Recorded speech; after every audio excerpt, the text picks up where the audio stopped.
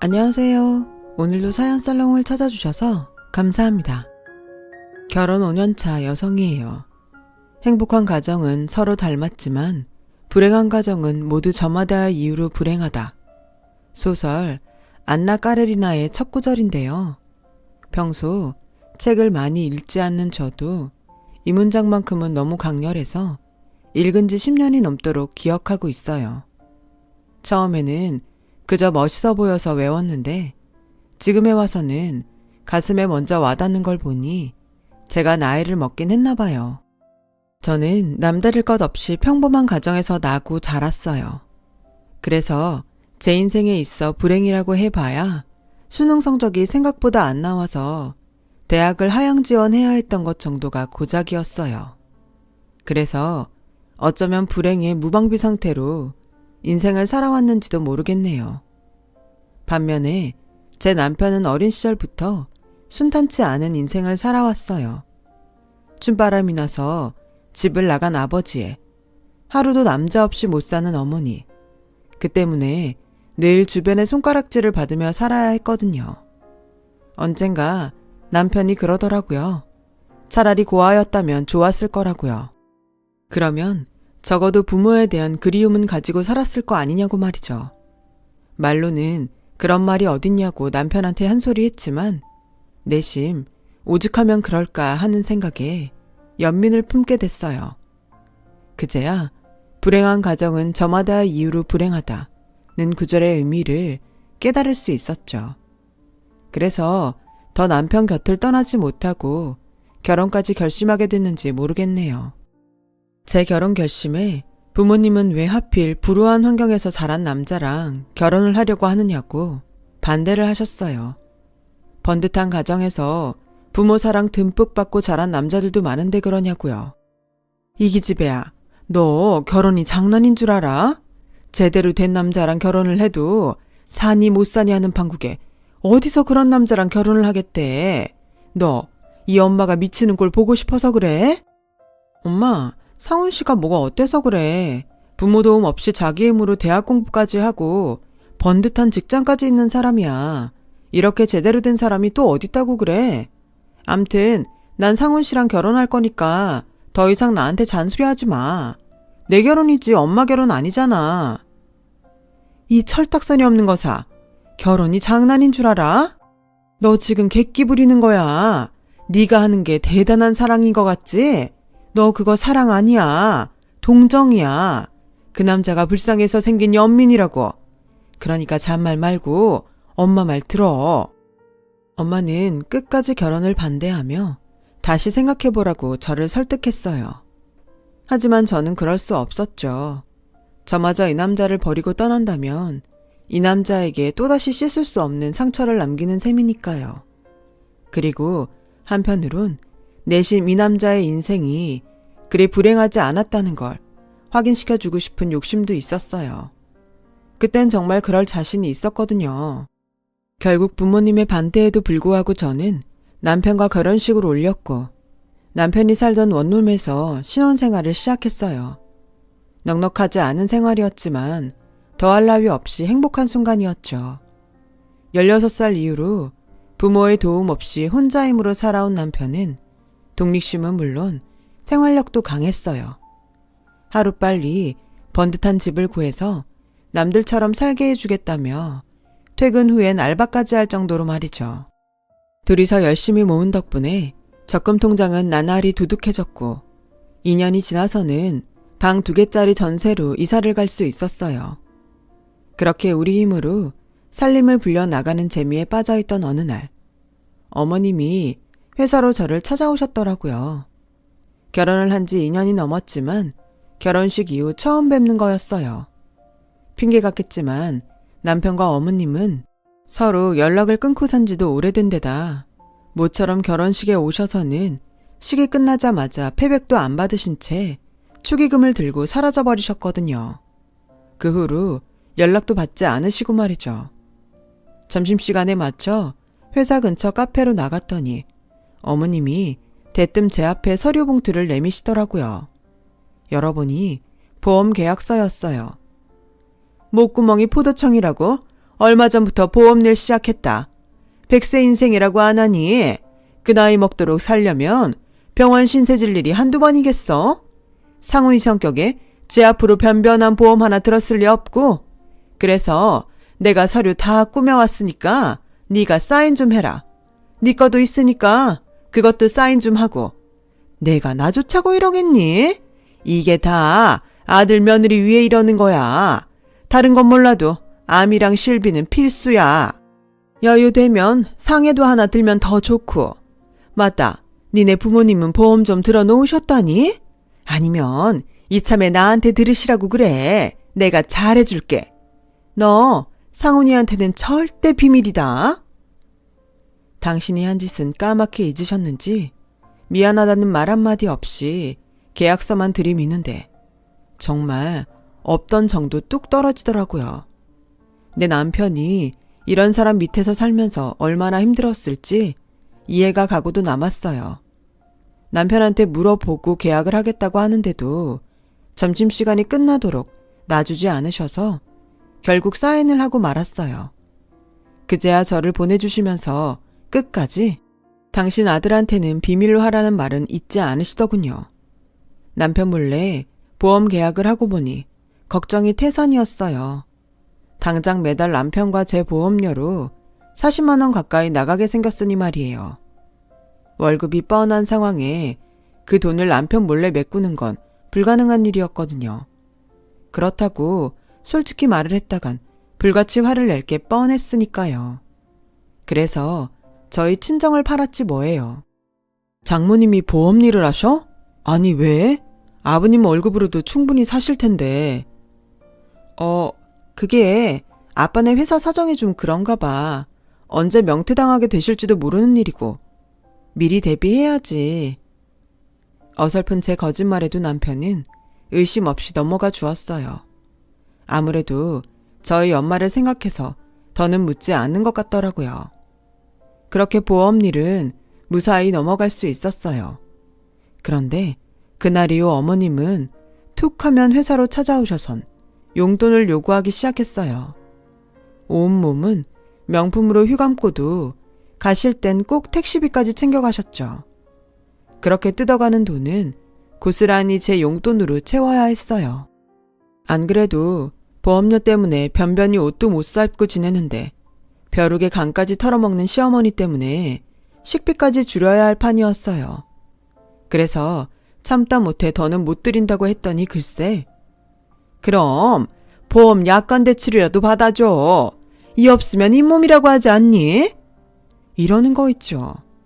아, 정말 어떻게 인생을 살면 저렇게 뻔뻔할까 싶을 정도로 철면피더라고요. 이렇게 질질 끌려다니다간 앞으로는 더 크게 뜯길 것 같아서 작정하고 얘기했어요. 정 그렇게 돈이 필요하시면 상원 씨한테 직접 얘기하세요. 저요, 어머님 때문에 애꿎은 친정 엄마까지 팔아가며 보험까지 들어드렸는데요. 이제 더는 못하겠어요. 이건 뭐 날라리 삥 뜯는 것도 아니고 툭 하면 오셔선 돈 내놓으라고 하시면 어떡해요. 직장인 월급 뻔한데 어쩜 이러실 수가 있냐고요.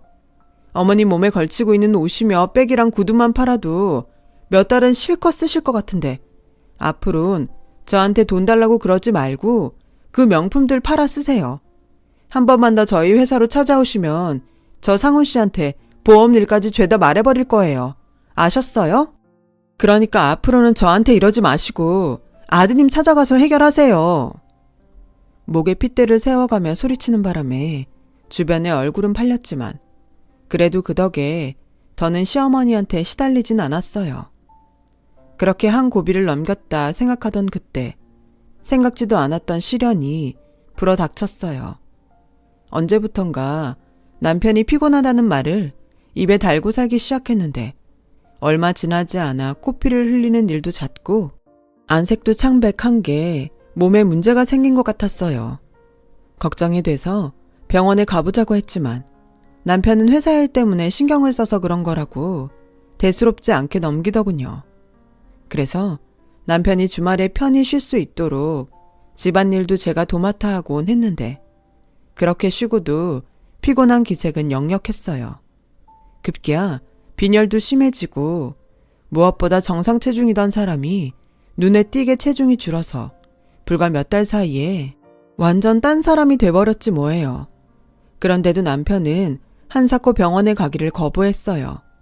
결국 참다 못한 저는 병원에 가는 게 무서워서 이러는 거야? 누가 봐도 문제가 있는데 왜 병원에 안 가겠다는 거야? 당신 잘못되면 난 어쩌라고? 나 청산 과부 만들 거야? 그럴 거냐고. 당장 병원 안 가면 나 당신 안 봐.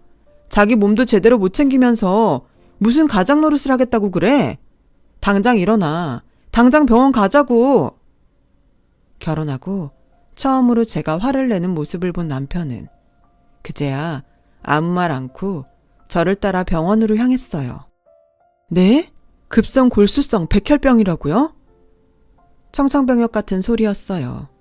게다가 당장 치료를 받지 않으면 1년 내에 사망할 확률이 높다고 하더라고요. 그 말에 정신이 멍해졌어요. 그건 남편도 마찬가지였죠. 의사 선생님은 당장이라도 입원해서 치료를 시작해야 한다고 했지만 남편은 회사에 먼저 알리고 입원을 하겠다며 일단 병원을 나섰어요. 그날따라 유난히 하늘은 맑았고 멀뚱히 서서 하늘만 올려보는 남편을 보니 억장이 무너져 내렸어요. 하늘은 저 남자에게 얼마나 많은 불행을 안겨줘야 만족하려는지 원망스럽더군요. 그런데 남편이 피식 웃는 거예요. 어릴 때 난 우리 아빠가 구두가게 사장인 줄 알았어. 우리 집 신발장은 아빠 구두로 가득했었거든. 그중에 제일 눈에 띄는 하얀 구두가 있었는데 하루는 그 구두를 신고 방 안을 뛰어다니다가 아빠한테 들켰지 뭐야. 아빠한테 혼날까봐 엄청 겁에 질렸는데 그런 날 보고 아빠가 뭘 했는지 알아? 기분이 어때? 그 구두를 신고 있으니까 하늘을 나는 것 같지 않아? 그 말을 하는 아빠의 얼굴이 그렇게 행복해 보일 수가 없었어. 그게 내가 기억하는 아빠의 마지막 모습이야. 자기야, 나 살고 싶어. 살아서 나도 아빠처럼 행복하고 싶어. 나 정말 한 번이라도 내 행복을 위해서 살아보고 싶다고. 죽기 싫어. 나 정말 죽기 싫다고. 길바닥에 앉아 대성통곡을 하는 남편을 보니 감정이 주체가 안 됐어요. 그래서 남편을 끌어안고 한참을 그렇게 길바닥에 주저앉아 울음을 터뜨렸죠. 온몸의 기운이 쭉 빠지도록 울고 나니 배가 다 고프더라고요. 웃기죠? 금방이라도 죽을 것처럼 울던 인간이 그래도 살겠다고 허길 느끼니 말이에요. 그런데 그 순간 남편 배에서도 꼬르륵 소리가 나지 뭐예요. 그 바람에 웃을 기운도 없던 우리는 타이어 바람 빠지는 소리를 내며 킬킬거리고 웃었다니까요. 근처 분식집에 들어가 라면을 먹는데 지금껏 먹어본 라면 중에 최고로 맛있더라고요. 그때 결심했어요. 무슨 일이 있어도 남편을 살리겠다고요. 하지만 갑작스레 닥친 일이라 뭐부터 어떻게 처리해야 할지 도무지 감이 안 잡히더라고요. 그래서 일단 보험 문제도 있으니 시어머니한테 전화해 상황을 전했어요. 거 봐라. 내 말 듣고 보험 들길 잘했지? 이래서 어른 말 들으면 자다가도 떡이 생긴다고 하는 거야. 나 아니었으면 어쩔 뻔했어. 근데 설마 너 지금 나한테 골수이식하게 내 골수 내놓으라고 전화한 건 아니지? 그런 거면 난 절대 못한다. 아무리 내가 낳은 자식이지만 나는 무서워서 그런 건 못해. 그러니까 다른 기증자 찾아봐. 글쎄 이러지 뭐예요. 아니 누가 자기더러 골수를 빼달라고 그랬어요? 어떻게 엄마가 돼서는 자기 아들이 시한부 판정을 받았다는데도 걱정은커녕 골수 못 준다는 소리부터 한대요. 그러고도 엄마라고 할 수 있나요? 정말 인간 같지도 않았어요. 더는 얘기할 가치도 못 느끼겠더라고요. 그래서 알았다고 하고는 바로 전화를 끊어버렸어요. 어찌나 화가 나던지 전화를 끊고도 한참이나 화가 가라앉지 않더라고요. 솔직히 골수이식은 생각도 않고 있었는데 대놓고 그런 소리를 들으니 내 남편이 불쌍해서 눈물이 나더군요. 그래서 엄마한테 전화해 이 얘기를 했더니 엄마가 한참을 말이 없는 거예요. 통화가 끊겼나 했는데 그때 수화기 너머로 엄마의 흐느낌 소리가 들렸어요. 결혼을 반대할 때 그렇게 매몰차던 엄마가 말이에요. 엄마는 울음 섞인 목소리로 일단 하루빨리 입원부터 시키라고 하더군요. 그리고는 제게 그러셨어요. 마음 굳게 먹어 이거사. 네가 이런데 이서방은 오죽하겠니. 괜히 아픈 사람 마음 쓰게 하지 말고 굳건하게 버텨. 행여라도 이서방 앞에서 약한 모습 보이지 말고. 알았지? 병원비는 어떻게든 마련해 줄 테니까. 그 말에 참았던 울음이 터져버렸어요. 엄마한테 고맙고 미안하기도 하고 생각할수록 제 남편이 가여워서요. 전화기를 붙들고 한참을 우는 저를 엄마는 묵묵히 다독여 주셨어요. 그렇게 엄마랑 통화를 마치고 나니 그래도 조금은 속이 풀리는 것 같더군요. 그래서 남편 앞에선 평소처럼 담담하게 대할 수 있었어요. 엄마 말대로 그래야 남편이 덜 힘들 것 같았거든요. 회사의 사정을 이야기하고 퇴직을 한 남편은 며칠 뒤 병원에 입원을 했어요. 저는 회사의 사정을 말하고 휴가를 받았어요. 남편도 퇴직한 마당에 저마저 직장을 잃으면 병원비는 물론 생활도 불가능했으니까요. 다행히 회사에서도 그런 사정을 이해해 주었고 덕분에 휴가를 얻을 수 있었어요. 병원에선 남편 상태가 안 좋으니 가급적 빨리 골수 이식을 하는 게 최선이라고 했지만 그게 어디 마음처럼 되나요? 피를 나눈 형제라도 있다면 기대를 해보겠지만 부모조차 대놓고 거절을 하는 마당에 뭘 기대하겠어요. 그래서 혹시나 하는 마음에 제가 검사를 해보았지만 역시나 적합하지 않다는 결과가 나오더라고요. 이제는 모든 걸 하늘에 맡길 수밖에 없는 상황이었어요. 병원에서도 일단은 항암 치료를 하면서 적합한 기증자를 나오길 기다리자고 하더군요. 아무래도 장기전이 될 수 있으니 조급해 말라면서요. 하지만 아무리 마음을 다잡아도 순간순간 무너져버리곤 했어요. 왜 이런 불행이 내 가정에 찾아왔나. 또 하늘이 원망스럽기도 했고요. 남편 앞에선 아무렇지 않은 척 했지만 병원을 나서는 순간부터 눈물이 마르지 않을 정도로 저는 무너지고 있었죠. 만약 남편에게 적합한 기증자가 나타나지 않는다면 그땐 어쩌나 하루하루 속이 타들어갈 뿐이었어요. 그렇게 그날도 울면서 집에 돌아왔는데 현관문 앞에서 낯선 사람이 서성이고 있지 뭐예요. 그래, 누구냐고 물었더니 다짜고짜 왜 이제 왔냐며 배고프니까 일단 들어가서 밥부터 먹자는 거예요. 황당해서 경찰을 부르겠다고 했더니 상훈이 애비다. 못 믿겠으면 상훈이 엄마한테 전화해보든가. 확인할 사람이 시어머니 뿐이라서 전화를 해봤더니 아버님이 맞다고 하더라고요. 그러면서 그러는 거예요. 혹시 아니? 그 인간 골수가 성훈이랑 일치할지? 그러니까 잘 구슬려봐. 그 인간이 원래 모질지 못해서 잘만 하면 넘어올지도 몰라. 간사하게도 그 말에 아버님이 그렇게 반가울 수가 없더라고요. 그래서 집으로 모시고 들어가 냉장고를 털어 한상을 차려들었어요. 그러는 중에도 머릿속으로는 어떻게 말을 꺼내야 할까 한 고민이었죠. 마치 토끼한테 간을 내어달라고 부탁해야 하는 자라가 된 심정이었어요. 아버님은 식사를 마치시곤 너무도 당연하게 당신이 쓸 빵을 물으셨어요. 황당하기는 했지만 옷방을 치워드리곤 그 방에서 주무시라고 말씀드렸죠. 그리고는 현재 남편의 상황을 전해드렸어요. 혹시나 얘기를 들으면 아버님이 먼저 골수이식 얘기를 꺼내시지 않을까 싶어서였죠. 그런데 남의 집 얘기하듯 넘기시고는 자기 할 말만 하는 거예요. 너도 들었겠지만 내가 소시적에 춤에 빠져 사느라 제대로 챙겨 먹지를 못했어. 나이가 드니 소화도 잘 안 되고. 그래서 말인데 기름기 많은 육류 말고 생선 살코기나 제철 채소 위주의 식단이 필요할 것 같은데 그 정도는 해줄 수 있지? 아, 제철 과일도 좀 부탁하마. 순간 제가 잘못 들은 줄 알았어요. 아들은 사경을 헤매고 있는 판에 아빠란 인간이 자기 건강 챙길 생각만 하다니요. 어떻게 된 게 이놈의 집구석 부모들은 하나같이 자신들밖에 모르나 싶더군요. 당장이라도 쫓아내고 싶은 마음은 굴뚝 같았지만 그래도 남편을 살리고 싶은 마음에 꾹 참았어요. 그리곤 아버님이 원하는 식단으로 밥을 차려드렸죠.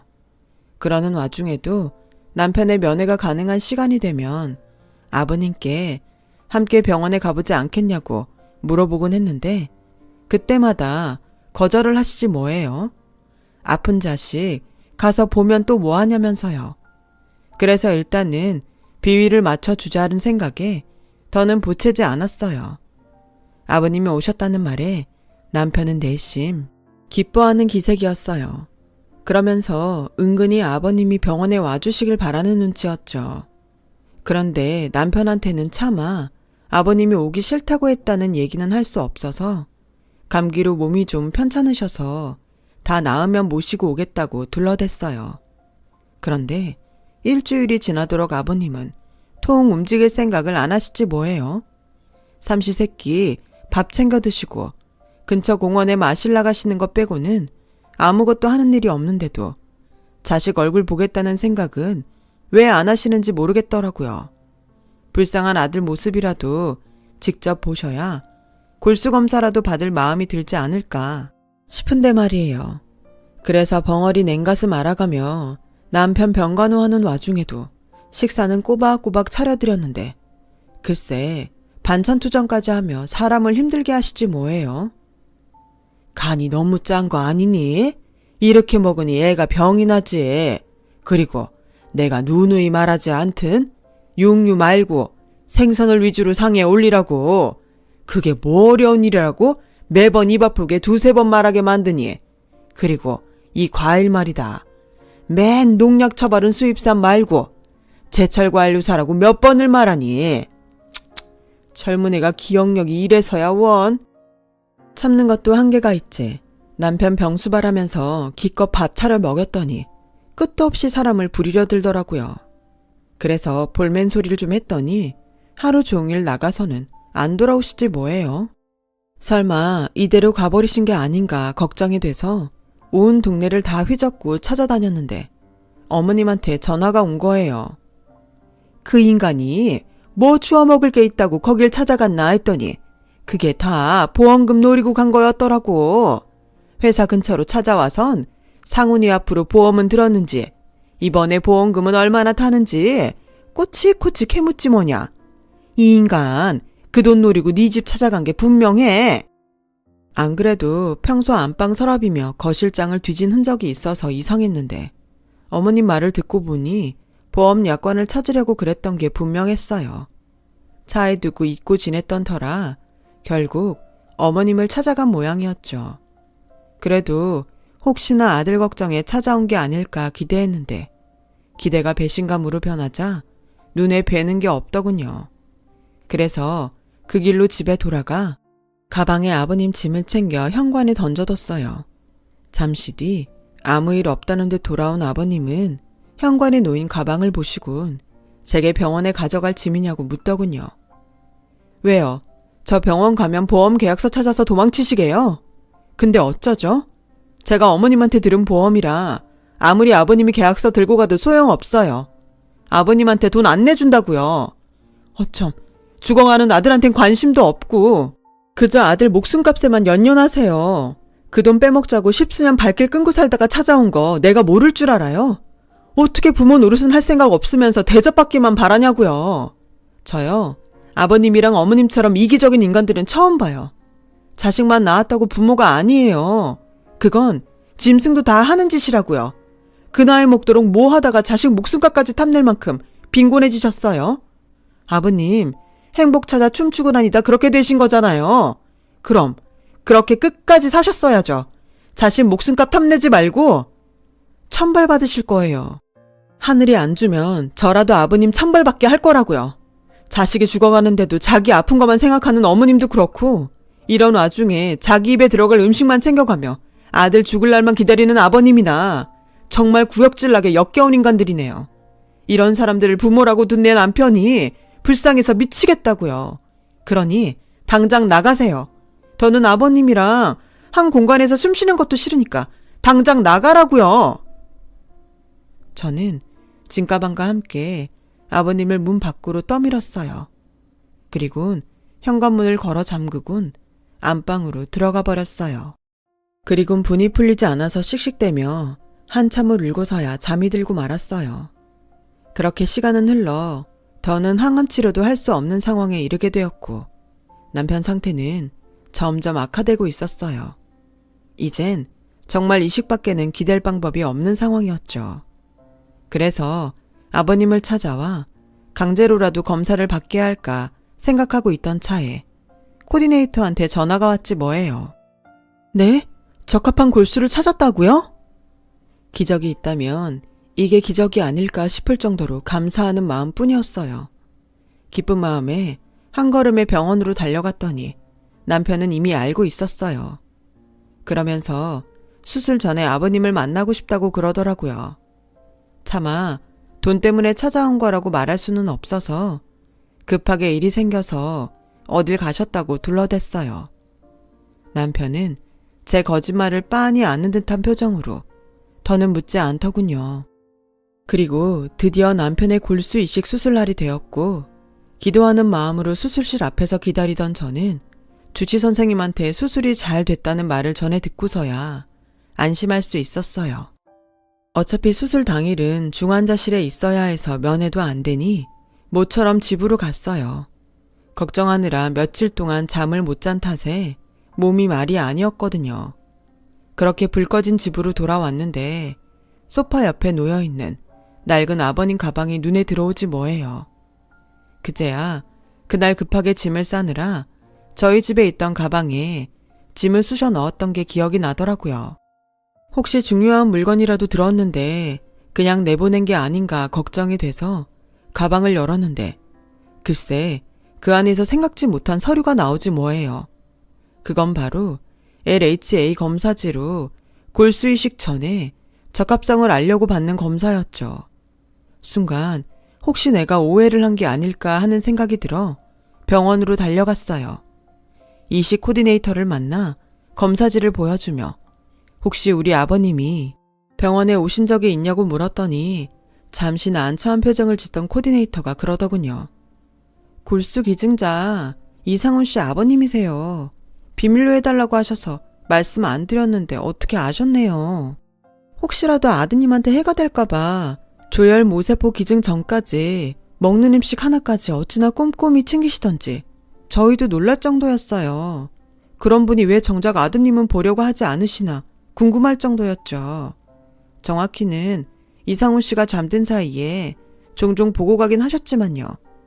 아드님한테 지은 죄가 많아서 그런다고 하시던데 그래서 더 기증 사실을 비밀로 해달라고 하시더라고요.